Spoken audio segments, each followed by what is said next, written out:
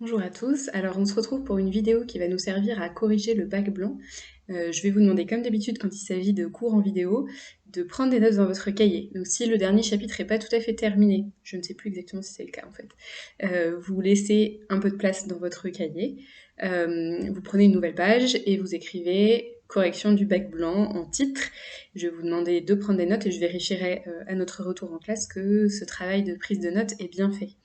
Alors, je vous demande de prendre des notes parce qu'il y a vraiment plein d'informations qui sont importantes que j'en ai un peu marre de répéter aussi. Donc j'espère que si elles sont écrites, vous les réviserez correctement au fur et à mesure. Donc, je vais d'abord dire en fait beaucoup de généralités qui sont valables quel que soit le sujet que vous avez pris. Donc d'abord, des généralités sur la méthode. Vous pouvez faire un premier titre, généralité sur la méthode. Plusieurs points que j'ai déjà dit, mais, mais c'est important. Déjà, je trouve que sur ce devoir-là, il y a eu vraiment un relâchement sur la mise en page. Je vous rappelle la règle qui est très simple, c'est que quand on passe d'une grande partie à l'autre, donc grand 1, grand 2, grand 3, on saute des lignes, avant et après chaque partie. Okay. Par contre, pour les sous-parties, on ne saute pas de ligne, mais on fait un alinéa. Okay. Donc la règle, je pense que vous la connaissez, vous êtes très nombreux à ne pas l'avoir appliquée.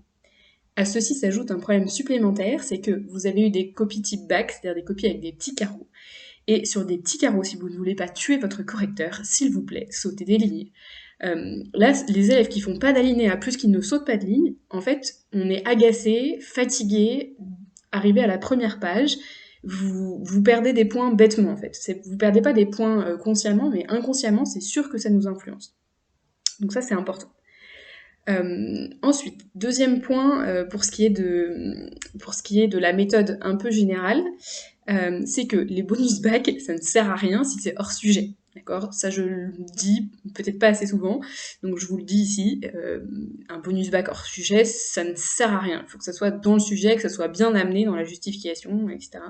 Sinon, ça ne sert à rien. Troisième point sur la méthode, c'est tout ce qui est conclusion.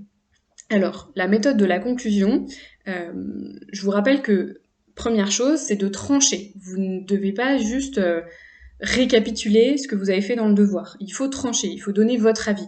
En général, ça coïncide à peu près avec l'avis du grand 3.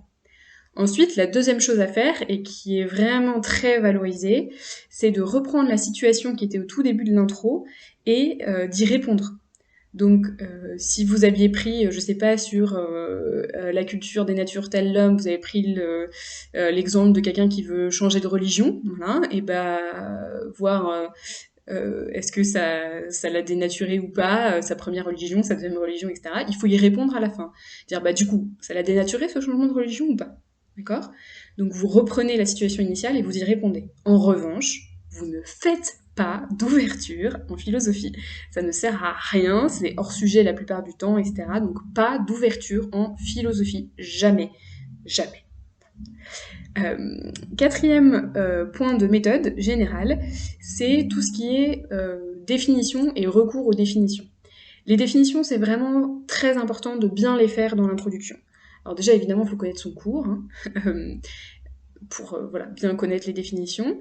Il faut savoir l'utiliser intelligemment. Par exemple, ceux qui ont eu le sujet avec l'injustice, faut-il mieux subir l'injustice ou la commettre? L'injustice, on n'a jamais défini en cours, je suis d'accord. Mais par contre, la justice, oui. Et donc il suffit d'inverser la définition pour avoir des points quoi.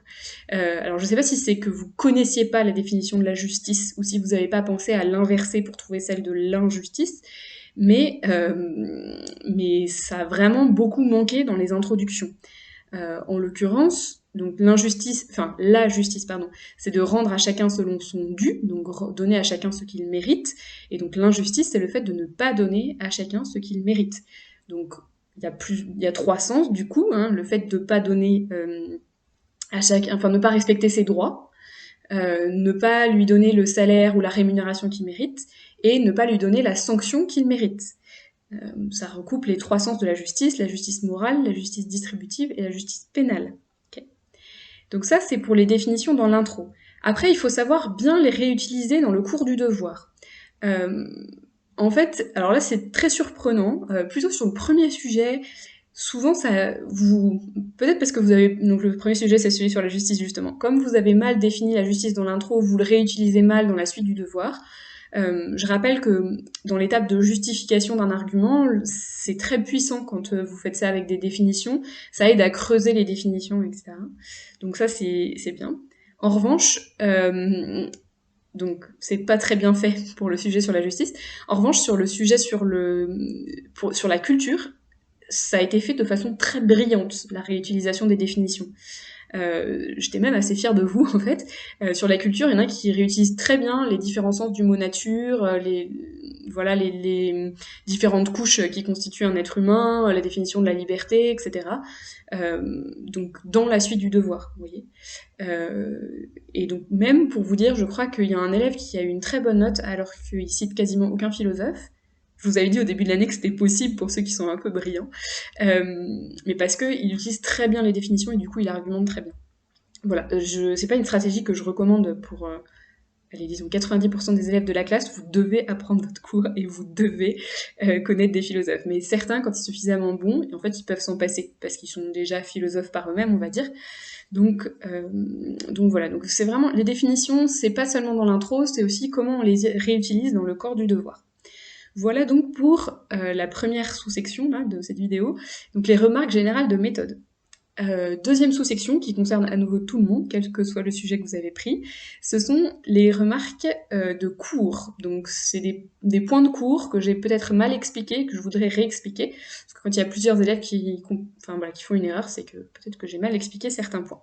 Donc même si c'est des points sur des sujets que vous n'avez pas pris, vous auriez très bien pu faire l'erreur si vous aviez pris un autre sujet. Donc je vous demande de les prendre en note, les différents points. Donc sur ce sujet-là, le premier point, alors ça je l'ai déjà redit en fait, c'est la définition de la justice et de l'injustice. La justice, je vous ai redonné les trois sens, c'est le fait qu'il faut, pour l'injustice, inverser ces différents sens-là, voilà. À nouveau, peut-être que c'était pas clair, mais c'est important.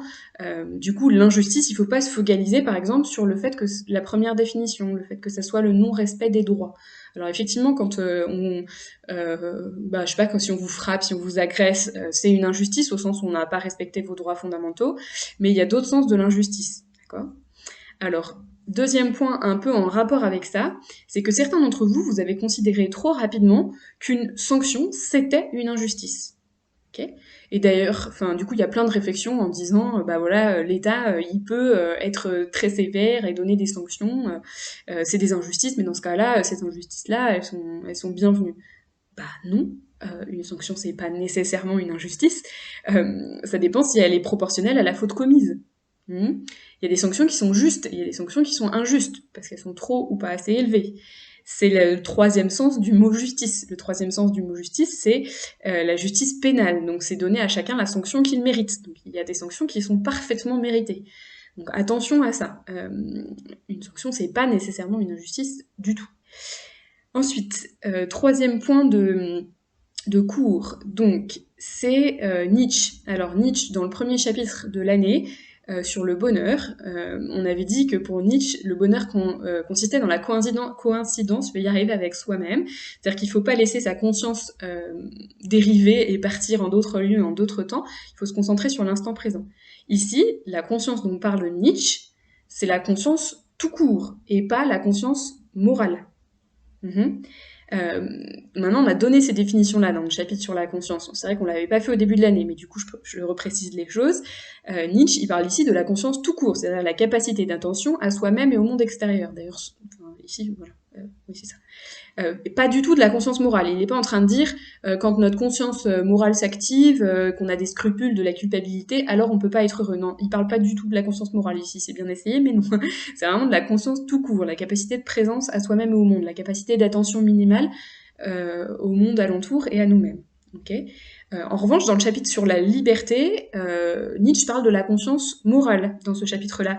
Parce qu'on avait vu que pour Nietzsche, la conscience morale, toute la culpabilité qu'on ressent, pour lui, elle est produite. Elle est produite par les plus forts qui nous ont créé des normes morales et une conscience et de la culpabilité qui nous empêchent d'être les plus forts. D'accord ? Donc c'est un moyen, pour lui, la conscience morale est un instrument de domination des forts, des faibles par les forts. Voilà. Mais il ne faut pas confondre, il ne parle pas du même sens du mot conscience dans le chapitre 1 ou dans le chapitre 2. Alors ensuite, quatrième point, très important, alors celui-là c'est presque un malus bac, d'accord? Donc il y avait des bonus bacs jusqu'à présent, les malus bacs c'est un truc, si le correcteur le lit, ça l'énerve et il a envie de vous enlever des points. Donc qu'est-ce qu'il y a un malus bac? C'est que vous dites parfois ma loi naturelle. Alors non, vous ne pouvez pas dire ma loi naturelle, vous pouvez dire la loi naturelle ou ma conception de la loi naturelle. Pourquoi? Parce qu'en philosophie, on considère que la loi naturelle, c'est un idéal et qu'il n'y en a qu'un. Donc, quand vous dites ma loi naturelle, ça sous-entend qu'il y en a plusieurs des lois naturelles. Non, non, non, non, il y en a qu'un parce que c'est un idéal. C'est un idéal de loi parfaite, et donc si c'est une loi parfaite, elle est forcément partagée par tout le monde. Après, le truc, c'est que comme c'est un idéal, on a peut-être parfois du mal à s'en rapprocher. Donc l'idéal, il n'y en a qu'un. Mais par contre, il y a peut-être différentes conceptions. Voilà, je fais avec mes mains, je sais pas si vous voyez. Mais donc des chemins d'accès, en fait. Mais c'est vraiment important, hein, la loi naturelle, il n'y en a qu'une, parce que c'est un idéal. Comme elle est parfaite, il n'y a qu'un seul idéal. Mais par contre, il peut y avoir différentes conceptions de la loi naturelle. Je ne sais pas si vous avez compris. Sinon, vous me poserez des questions, bien sûr, on en reparlera en classe de tout ça. Alors ensuite, cinquième point, Kant. C'est parfois un peu approximatif ce que vous racontez. Donc il y en a déjà qui connaissent la vraie version de Kant, c'est-à-dire pas seulement la règle d'or, mais l'impératif catégorique, et ça c'est important. Je veux dire, je me suis pas embêtée à faire un zoom sur Kant énorme en vous expliquant que Kant en fait reformule la règle d'or, utilise plutôt l'impératif catégorique pour que vous en restiez au stade règle d'or. Donc c'est bien d'essayer de réutiliser l'impératif catégorique, alors en général vous le connaissez mal, la citation, donc déjà apprenez-la correctement, parce que les erreurs que vous faites montrent que vous l'avez pas vraiment comprise, donc il faut... Voilà. Soit vous apprenez pas la citation, mais si vous l'apprenez correctement. Donc je vous rappelle le principe pour Kant, hein, pour savoir si un truc est moral, c'est on se demande, et si tout le monde faisait comme moi, est-ce que ça passerait? Alors, souvent vous arrêtez à, si tout le monde faisait comme moi, ça serait le chaos, donc c'est mal. Mais ça, c'est pas du tout c'est pas tout à fait le raisonnement kantien. C'est plus un raisonnement de type Hobbes, ça. Genre, si tout le monde faisait comme moi, ça serait le chaos, donc en fait, donc c'est mal, mon action. Ça, si vous y réfléchissez, c'est Hobbes. Hobbes, il dit, il faut éviter que on retourne à l'état de nature, donc on retourne au chaos. Donc ça, c'est Hobbes. Chez Kant, c'est pas exactement ça. C'est, si tout le monde faisait comme moi, est-ce que je pourrais continuer à faire l'acte que j'ai prévu de faire? Donc, est-ce qu'il y a une contradiction? C'est la question de la contradiction chez Kant. Vous relirez le cours, mais c'est vraiment ça chez lui. Est-ce qu'il y a une contradiction entre l'action que je veux faire et le fait de l'élargir à tout le monde? Donc, je vous rappelle, par exemple, le fait, si tout le monde mentait, en fait, je ne pourrais plus mentir. C'est pas une question de chaos, c'est est-ce que je pourrais quand même faire mon action? Non, parce qu'en fait, si tout le monde ment, on croit plus la parole de personne. Donc, du coup, j'ai plus intérêt à mentir si tout le monde ment. Enfin, le but, si je mens, c'est qu'on me croit. Or, si tout le monde ment, on se méfie tout le temps. Donc, je pourrais même plus mentir. D'accord? Si tout le monde tue, je risque d'être tué et donc je pourrais même plus tuer. Enfin, vous voyez ce genre de choses-là. Donc ça, c'est voilà, si tout le monde fraude dans les transports, du coup, je pourrais même plus frauder dans les transports parce que les transports n'existeraient plus. Vous voyez, donc c'est pas une question de chaos, c'est est-ce que je pourrais quand même faire l'action que je me suis préparée à faire. Donc sur la question de l'injustice, si tout le monde commettait des injustices, est-ce que moi je pourrais commettre une injustice? En fait, probablement pas, parce que j'aurais été victime avant, enfin vous voyez, voilà. Donc vous pouvez dire il y a du chaos, mais il faut dire dans ce cas-là, ce chaos m'empêcherait de moi-même de commettre une injustice. Vous voyez ce que je veux dire? Donc, ça c'était le 5e point. Alors, ensuite, 6e point sur les points de cours.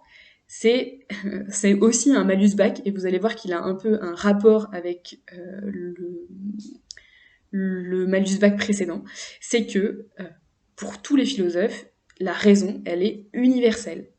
Donc tous ceux qui m'ont dit à chacun sa raison, ça c'était plutôt dans le sujet faut-il toujours suivre la raison, mais je suis sûre que ceux qui l'ont pas pris, vous auriez fait cette erreur aussi. Vous dites non, il faut pas suivre sa raison parce que chacun a sa raison et donc si chacun suivait sa raison, on pourrait pas s'entendre, etc. Non, non, non, non. Vous ne pouvez pas écrire à chacun sa raison. Vous pouvez pas dire que la raison varie selon les gens. Non. En fait, je vous explique. La raison, c'est quoi?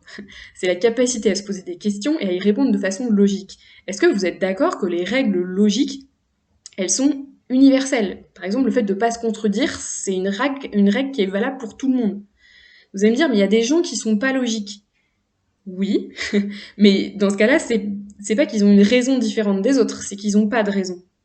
La raison, elle est la même pour tous. Soit on l'a, soit on l'a pas. Mais il n'y a pas, y a pas de différentes variétés à l'intérieur de la raison. Il y a une raison, soit on l'a, soit on l'a pas. On peut l'avoir moins que les autres, mais on peut pas dire que la raison diffère selon les gens. Vous pouvez dire, bah, il y a des gens qui n'arrivent pas bien à appliquer la raison. Okay, il y a des gens qui sont handicapés, donc qui arrivent pas à, enfin, qui ont pas de raison, en fait, où la raison est endormie chez eux, où ils ont mal été éduqués, etc.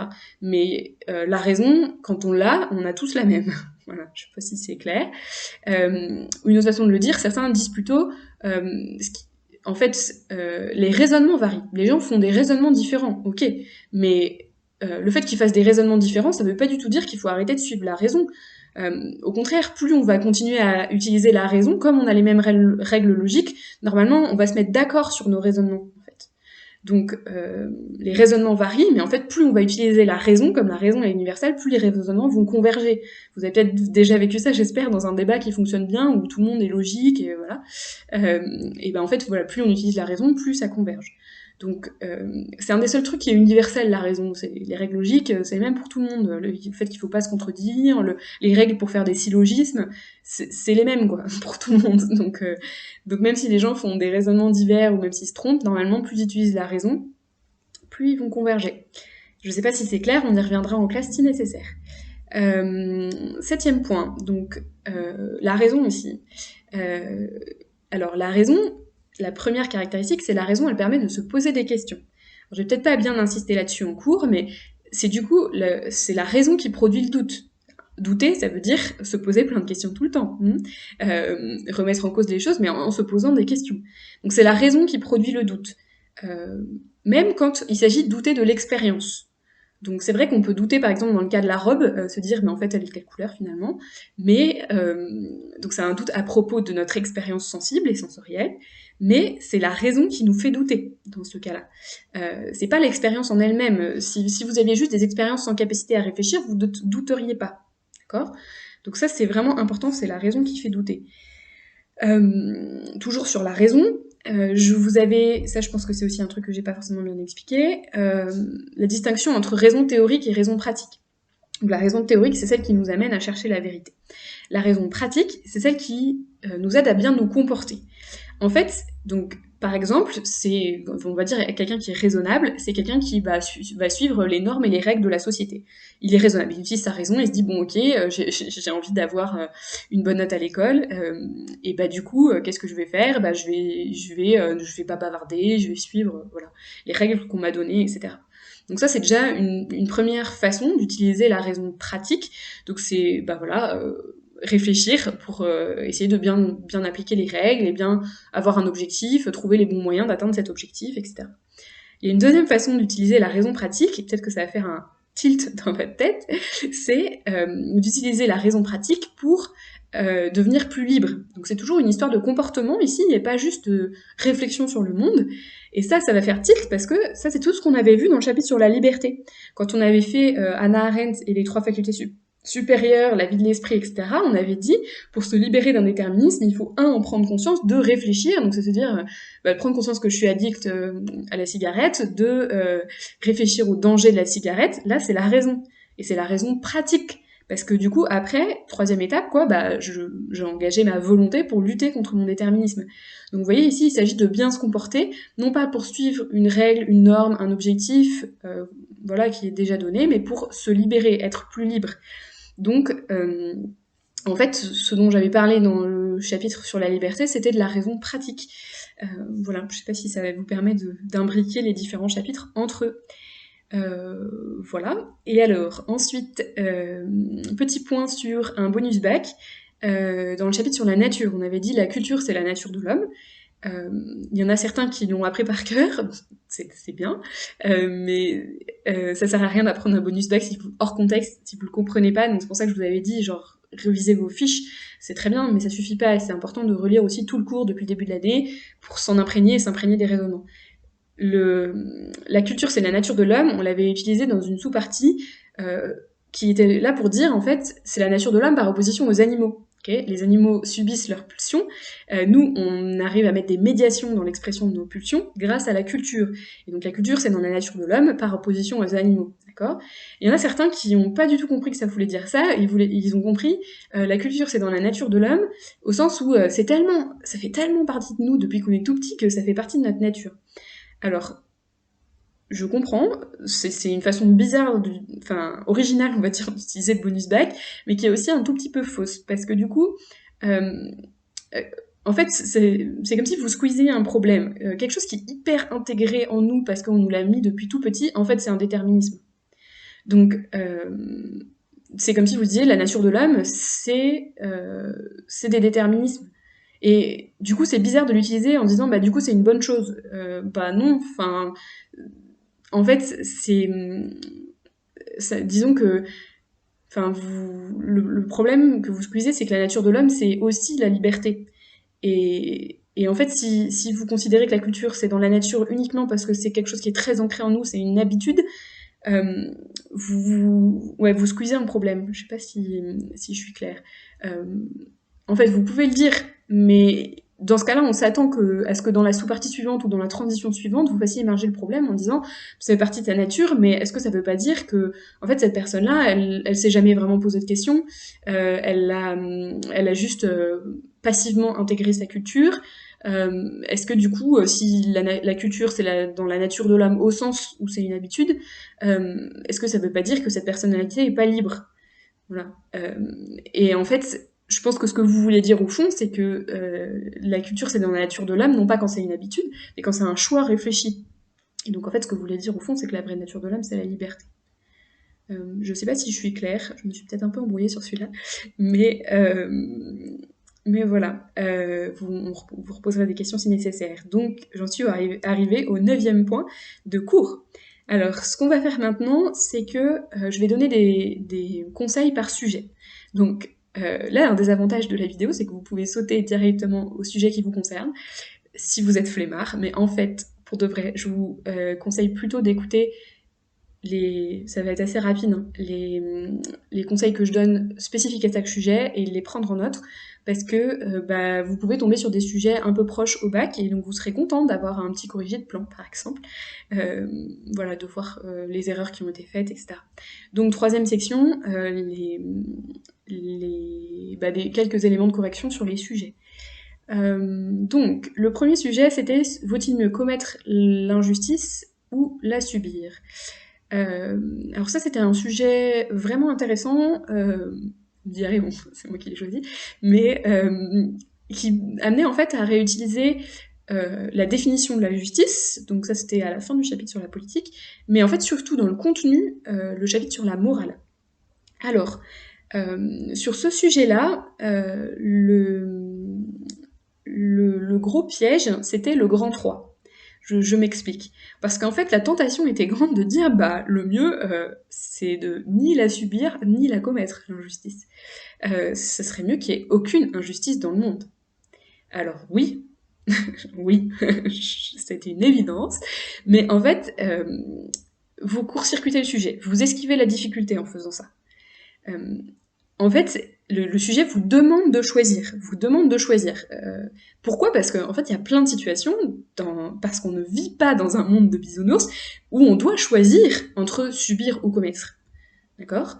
D'ailleurs, dans la situation initiale, au tout début de l'introduction, parfois vous mettez une situation où on ne sent pas que la personne a un choix entre subir et choisir. Pas à l'instant T, quoi. Vous mettez l'exemple d'une personne qui subit, mais on voit pas qu'elle pourrait avoir le choix entre subir ou commettre. Donc vous voyez, une personne qui doit choisir entre subir ou commettre, c'est, je sais pas, un homme politique qui veut faire carrière, s'il veut progresser dans sa carrière, en fait, il va falloir qu'il attaque injustement un candidat. Mais s'il le fait pas, il sait qu'il sera attaqué en retour. Donc vous voyez ce que je veux dire ? Donc là, c'est vraiment un moment où il doit choisir entre subir ou commettre.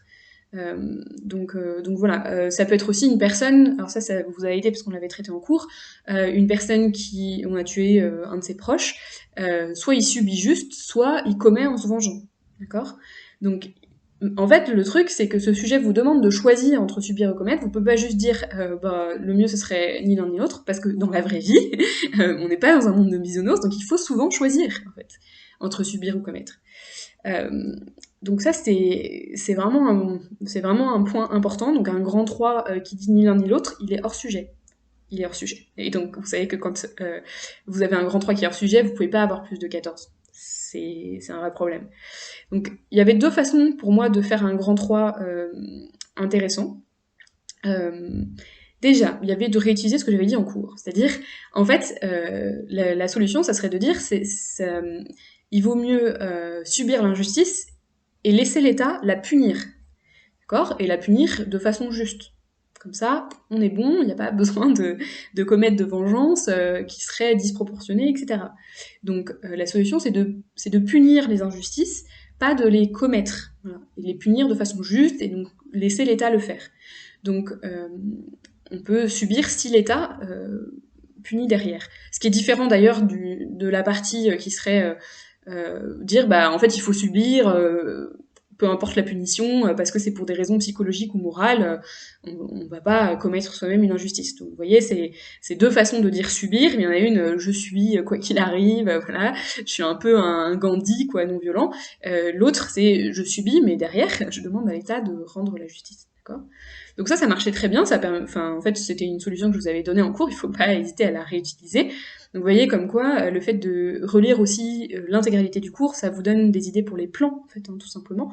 Mais voilà, si vous avez relu le cours la veille, vous vous souviendrez, en fait, ah ouais, c'est vrai, son grand 3, c'était sur l'État, et ben voilà, vous pouviez tout à fait réviser ça. Il y en a aussi qui ont fait un truc très intéressant. En fait, en fin de grand 2, ils disent, bon, subir, ok, mais transition, c'est déjà une très bonne transition, en disant, mais en fait, il y a des limites à ce qu'on peut endurer, à ce qu'on peut encaisser. Donc c'est ça le problème qui fait la transition la limite, la critique là dans le grand 2. Et du coup ils essayent en grand 3, on sent ils se retroussent les manches, essayent vraiment de trouver une solution, et ça c'est beau à voir, hein, des élèves qui essaient de trouver une solution dans le grand 3. Comment est-ce qu'on peut faire pour encaisser l'injustice sans que ça sature trop? Et donc c'est un grand 3 qui essaie de voir est-ce qu'il y a des pistes de bonheur possibles, en fait, pour subir l'injustice. Et voilà, donc de dire on va la subir, mais dans la mesure du possible. Et donc par exemple, il y en a qui ont pensé à réutiliser Freud en disant bah, s'il y a trop de colère accumulée dans l'inconscient, ça va exploser, donc il faut faire sortir cette colère petit à petit. Il y en a qui ont essayé de réutiliser en fait plutôt le chapitre sur le bonheur pour voir comment est-ce qu'on peut même en ayant encaissé des très fortes injustices, ne pas péter un câble, en fait, tout simplement. Donc les petits plaisirs, Épictète, etc., tout ça, ça fonctionne très bien. Puis voilà, aussi, c'est des grands 3 qui disent, bah voilà, en fait, on subit tant qu'on arrive à subir, et puis si on n'en peut plus, et qu'on craque, et qu'on se venge un peu, voilà, bah c'est pas forcément si grave que ça. Donc c'était un oui nuancé intéressant aussi, très différent, mais qui fonctionnait très bien. Voilà pour le premier sujet sur justice et injustice, avec du coup des pistes de plan. Le deuxième sujet sur la raison. Alors, sur la raison, c'était un sujet plus dur en fait, hyper intéressant aussi, c'est pas par hasard que je l'ai choisi, plus dur parce que c'est vraiment un sujet qu'on n'avait pas du tout traité en classe en fait. Parce que, vous allez vite comprendre pourquoi, enfin en classe on a vu comment la raison elle nous permettait de trouver la vérité. D'accord ? C'était vraiment... En fait, on a parlé surtout de la raison théorique, parce dans ce chapitre-là, j'ai croisé la notion vérité du programme avec la notion raison, et avec la science. Là, c'est un sujet, d'ailleurs, il n'y avait pas écrit « faut-il toujours suivre la raison théorique ?» Il y avait écrit « faut-il toujours suivre la raison, en général ?» Alors, certains, vous avez été piégés par votre cours, parce que vous avez réduit le sujet, en fait, à cause du cours. Alors, c'est très bien que vous fassiez cette erreur maintenant plutôt qu'au vrai bac, quand vous avez un sujet, prenez d'abord le sujet spontanément, comme si on vous le posait alors que vous n'aviez jamais fait de philo. Je veux dire, si je pose ce sujet à un enfant de 11 ans, enfin, voilà, je prends en général au début du collège, parce que comme ça il est capable de comprendre, ou je sais pas, un inconnu dans la rue, il faut-il toujours suivre la raison. À mon avis, il comprend pas du tout le sujet comme la majorité d'entre vous l'a compris. Il comprend, est-ce qu'il faut toujours suivre la raison, ou est-ce qu'il faut plutôt suivre ses émotions ? C'est un sujet très... un sujet très un peu à l'eau de rose, quoi, je sais pas, vous voyez, dans tous ces peines de cœur, Enfin, il y a des tonnes de films d'amour là-dessus, quoi. Est-ce qu'il faut suivre sa raison ou est-ce qu'il faut suivre son cœur, ses émotions? Vous voyez, c'est ça ce sujet-là. Enfin, en tout cas, c'est la compréhension première qu'on en a. Donc, il faut toujours partir de la compréhension première qu'on a des questions qui sont posées. Les sujets de philo, vous remarquez, c'est des questions qu'on pourrait se poser dans la vraie vie. Et c'est d'ailleurs ça le but de la situation au tout début de l'intro, c'est de dire, bah, dans la vraie vie, qui se pose cette question et pourquoi et dans quelle situation? Donc voilà. Donc c'est important de toujours repartir de ça. Donc en fait, si vous voulez, quand on se limite à la raison théorique, le contraire de la raison, c'est l'expérience. Parce que la raison, c'est le pur intellectuel, l'expérience, c'est voilà, c'est ce qu'on touche, ce qu'on voit, ce qu'on goûte, etc. Donc ça, c'est dans le domaine de la raison théorique. Mais quand on vous dit faut-il toujours suivre la raison en général, le contraire de la raison, c'est pas uniquement l'expérience. C'est aussi les émotions, c'est aussi l'intuition, c'est les croyances. Vous voyez ce que je veux dire? En gros, est-ce qu'il faut suivre cette part qui est moins rationnelle en nous? Donc suivre, par exemple, donc l'expérience, ça en fait partie, mais vous pouvez pas vous limiter à l'opposition entre raison et expérience parce que le sujet était plus large que ça. Donc, oui, qu'est-ce que j'étais en train de dire? L'expérience, ça peut nourrir des intuitions. Quand on a, je sais pas, par exemple, quand nos parents ont divorcé, ça fait partie de notre expérience, et bah du coup, face à une relation amoureuse, notre intuition va nous conduire à être plus méfiants, par exemple. Voilà. C'est pas forcément rationnel, c'est pas forcément raisonnable non plus. C'est voilà, c'est le contraire de la raison.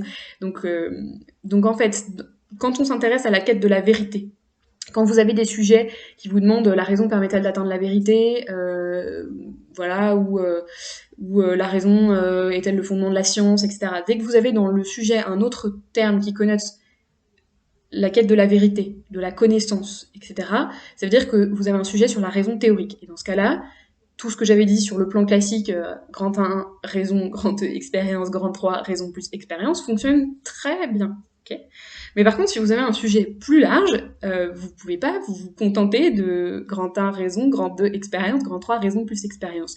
En gros, il faut pas parler que de l'expérience, il faut aussi parler des émotions, des croyances, etc.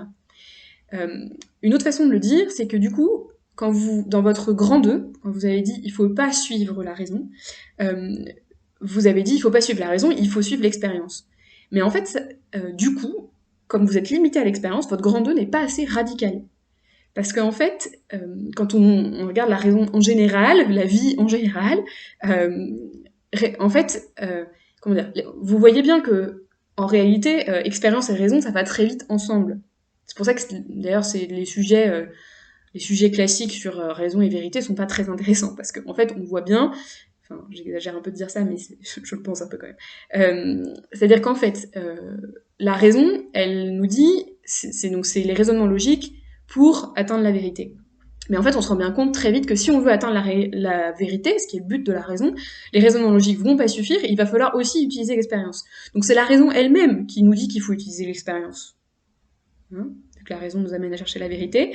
Au début, elle se dit les raisonnements logiques vont suffire, puis après, elle se dit bon en fait, l'expérience, ça sera bien.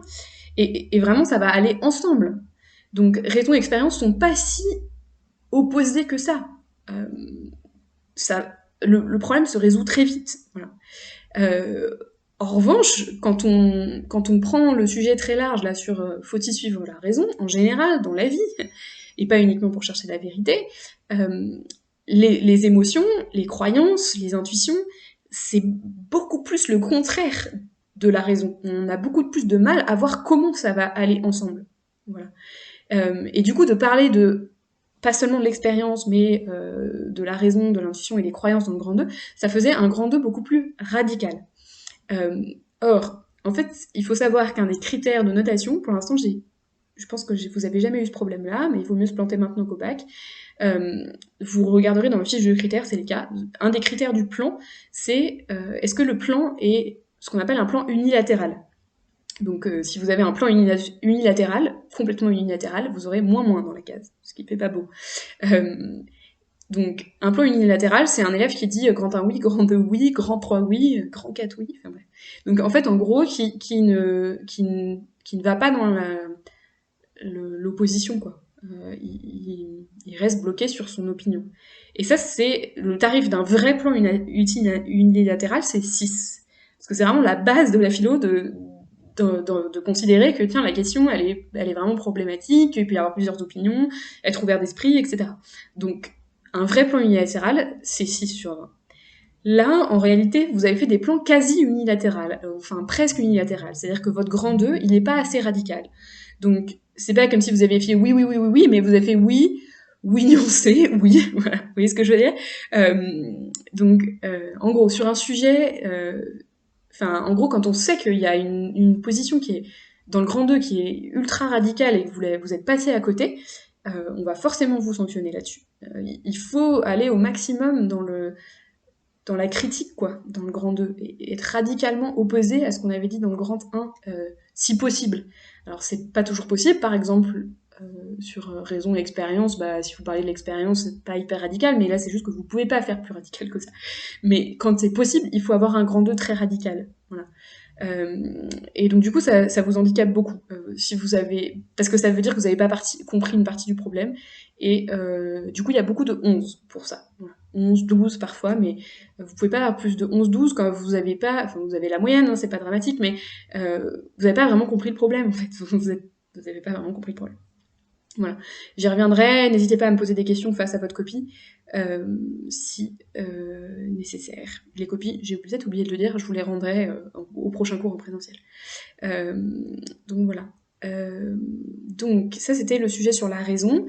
Pour le plan, après, donc en fait, la troisième partie, ça demandait à nouveau de se retrouver les manches et de trouver un peu une solution. Comment on peut mettre raison et émotion, intuition, croyance ensemble. Raison et expérience ensemble, c'est assez facile, on l'avait déjà vu en cours. Raison, émotion, croyance ensemble, c'est beaucoup plus compliqué. Comment est-ce qu'on peut concilier les deux? Alors il y a plusieurs pistes de réflexion là pour la troisième partie. Déjà bien voir que la première chose c'est de distinguer les domaines où les émotions sont pertinentes. Et en fait, le principal domaine où les émotions sont pertinentes, c'est dans le domaine du bonheur. Parce qu'une émotion, c'est quoi, si vous réfléchissez? C'est quelque chose qu'on ressent positivement ou négativement, et du coup, en fait, on avait dit que le bonheur, c'est le sentiment que l'on ressent lorsque nos désirs sont satisfaits, et bah, les émotions, c'est plus ponctuel, mais plein de petites émotions mises bout à bout nous indiquent ce qui va nous rendre heureux, et ce qui va nous permettre d'avoir ce sentiment qu'on est heureux. Donc, dans le domaine du bonheur, les émotions sont pertinentes. Pas tellement dans les autres domaines. Donc, en fait, dans la morale, non. Je veux dire, si on commence à se demander ce qu'on doit faire moralement en laissant parler nos émotions, on risque de se venger, etc. Voilà. Donc déjà, dans le grand 3, dire les émotions, on veut bien leur donner de leur place, mais dans le domaine du bonheur uniquement, pas spécialement dans le domaine de la morale ou le domaine de la science. Là, ça n'a à peu près aucune place. Donc le grand 3, mettre raison et émotion ensemble, oui, mais dans le domaine du bonheur. Et puis, une façon de réfléchir, c'est du coup, la raison devient un moyen au service du bonheur. Donc je sais ce qui me rend heureux grâce à mes émotions, mais après, pour atteindre cet état-là, je vais être obligée de réfléchir. Donc la raison, elle est au service des émotions dans le domaine du bonheur. Voilà, moi c'est ce que j'aurais fait dans la troisième partie, pour voir comment on peut concilier les deux. Donc, dans une situation amoureuse, se rendre compte que, en fait, là, on est vraiment dans le domaine de qu'est-ce qui va nous rendre heureux dans notre vie. C'est nos émotions qui vont nous renseigner. Mais après, une fois on se rend compte quand, par exemple, cette personne, en fait, elle suscite chez nous plein de sentiments positifs. Après, on peut utiliser la raison pour savoir comment on va l'approcher, ou après, plus tard, comment on va communiquer, dialoguer avec cette personne pour rester ensemble un maximum de temps, si c'est ça qu'on souhaite. Vous voyez, les émotions, ça nous renseigne sur nos désirs, et la raison, ça nous renseigne sur comment atteindre le désir qu'on ressent comme étant bon. Je sais pas si c'est clair. Enfin, tout c'est ce que j'aurais fait. Il y en a quelques-uns qui, voilà, ça allait dans le bon sens. Alors, troisième et dernier sujet, qui était le sujet sur la culture. Alors, le sujet sur la culture, en fait, il était très simple si vous connaissiez un truc, et très compliqué sinon. La culture des natures telles l'homme. Ce qu'il fallait connaître, c'était le schéma en trois couches l'être humain a 3 couches de sandwich, là, je sais plus si vous revoyez ce petit schéma qui est un carré là, au début du chapitre sur la nature. On avait dit la couche du bas, c'est la nature biologique, la couche intermédiaire, c'est la culture, et la couche supérieure, c'est la liberté. Alors en fait, qu'est-ce qu'on voit, qu'est-ce que ça fait la culture? Bah, ça nous enlève notre nature biologique. Ça, c'est sûr. Ce qui est d'ailleurs une bonne chose. Mais la question d'ailleurs n'était pas est-ce que la culture c'est une bonne ou une mauvaise chose. Il y en a qui sont partis. C'est pas un sujet complet, mais c'est pas exactement ça. Vous voyez, c'est pas assez précis. Donc voilà. Donc la culture, ça nous enlève notre nature biologique parce qu'on ne laisse pas nos pulsions s'exprimer. C'est très clair. La culture, par contre, ça fait partie de notre nature. Alors là, c'était le bonus bac à connaître. La culture, c'est la nature de l'homme. Parce que en fait, c'est vrai que ça nous enlève notre nature biologique, mais c'est aussi notre nature de ne pas être des animaux. Donc, en un autre sens du mot nature, c'est-à-dire que notre identité profonde, est-ce que c'est vraiment la couche du bas? Non, c'est plutôt la couche intermédiaire, en fait. Donc ça vous permettait de faire une deuxième partie. Et puis la troisième partie, c'est de dire, bon, c'est très bien tout ça, ça fait partie de notre nature, mais en même temps, au sens de notre identité profonde, qui n'est pas d'être un animal, mais en revanche, la culture, ça nous prive de une autre partie de notre nature, une autre partie de notre identité, qui est la liberté. Parce que la culture, c'est des contraintes et des déterminismes à fond. Des contraintes, bien sûr, mais aussi des déterminismes, parce que c'est des choses qu'on a tellement emmagasinées depuis tout petit que voilà. Et donc, que la culture, elle peut être conforme à notre nature que si c'est quelque chose qu'on choisit ou quelque chose qu'on fait évoluer, etc. Je crois qu'il y a une personne qui a repensé à un truc qui avait été dit dans la pièce de théâtre, à savoir, c'est pas la culture qui crée l'homme, c'est l'homme qui crée la culture.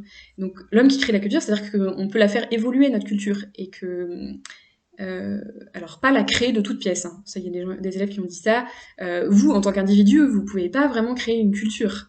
Non, vous pouvez la faire évoluer un petit peu, mais voilà, à votre échelle, à l'échelle familiale, etc. Mais vous pouvez pas créer de toutes pièces une culture.